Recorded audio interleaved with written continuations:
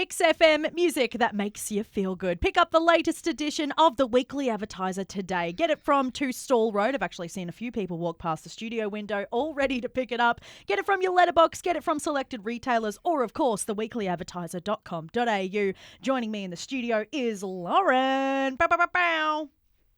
Thank you for that introduction. Yeah, I've had 2 coffees this morning. Oh, look out. Yeah, I know. I'm ready to go. Tell me more about what is happening on the front cover of the Weekly Advertiser. Yeah, so we've got, I guess, essentially Horsham bypass story. It's the story that keeps on giving over my time as a journalist, and it dates back to the 70s or 80s here in Horsham, talking about a bypass and the need for it. But the latest is that late last year, just before Christmas, Horsham Council, wanted to go out to community consultation to seek opinions from what our community want around a bypass. In the meantime, there's been a study and report being compiled. This was actually started by the former council, who went down the route of trying to, they were not getting anywhere with government in terms of funding a bypass, so they decided to identify a Horsham alternative truck route. So it was going to be a route where, it wasn't a full bypass, but it would allow it would get the trucks out of Horsham through the city, basically. So what's unfolded in the last week, it came up at council meeting last week that this report was going to be released and that an actual route, a preferred route, had been identified. These are always controversial. No one ever wants them in their backyard. Ian Campbell, look at him. So, Monday morning, I had a phone call from one of the landowners, Ian Campbell, and he'd received a letter from council with details about the fact that, a truck route was proposed. Well, a preferred truck route was proposed to go past his land in Cameron's Road. Sorry.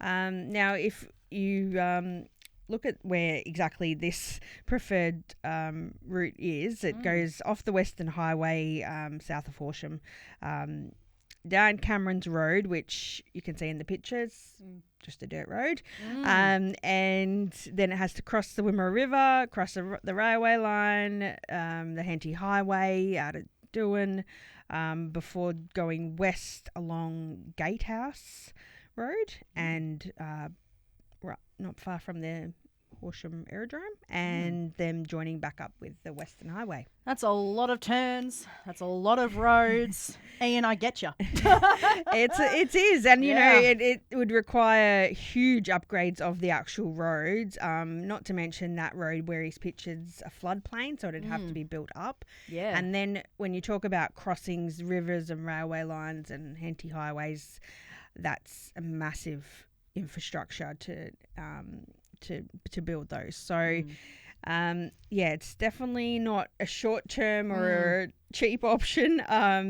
It would cost a lot of money and take a lot of time for something that is probably too close to Horsham, really. There's a lot of thought that this bypass or alternative truck route needs to swing a bit wider around Horsham. So it's something everyone needs to be aware of, these plans, and get, to stimulate discussion in our community. And now's the time to have your input. Councillor forming a community committee to seek that feedback and to consult with. So, watch this space. There'll be plenty more to play out this year. More discussions, more plans, more wondering what's going to happen next. That's what we'll be looking for with what's going down with this particular project or non-wanting project, all those things. But when you flick to page 7, a project everyone loves, a competition everyone loves to be a part of, is the Horsham Fishing Comp. But they're actually looking for more volunteers for the long weekend. Yeah, so this year's the 49th annual fishing comp. Happy 49. And the very hard-working Horsham Fishing Comp committee, but it's a pretty small committee, left to just a handful of people. So they're really reaching out for more sponsors and more volunteers.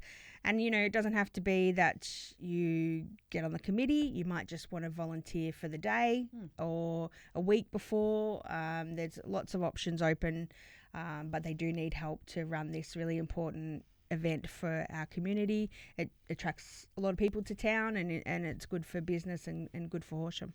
And you can find the details contacting them by info@horshamfishingcomp.com.au if you do want to be a part. Now flicking to the back, so much sport happening with tennis, but we did have Paul Carraher point out that he took a lovely photo of an old fella and a young fella, and they're scoring the games here at the cricket, but one of them's on the iPad and the other one's writing with a pen and paper. Now, is that not a generational divide, but also working together? It's pretty awesome to see. Yeah. Wavell McPherson and young Jack Coombe, scoring there. It's not your typical cricket shot that we have, but it's definitely, it's a part of the game, and in at that level of cricket, and great to see, the young and the old. The young and the old matching together. Now, there's a lot of stuff about tennis as well. Big tennis fan?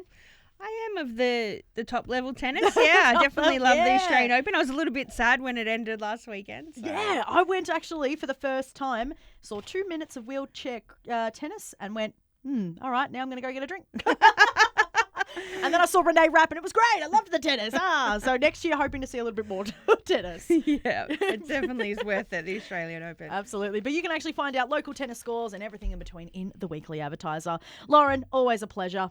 Thanks so much. Thank you. Pick up the latest edition from your letterbox from 2 Store Road, from selected retailers, or of course, theweeklyadvertiser.com.au. You're listening to Mix FM.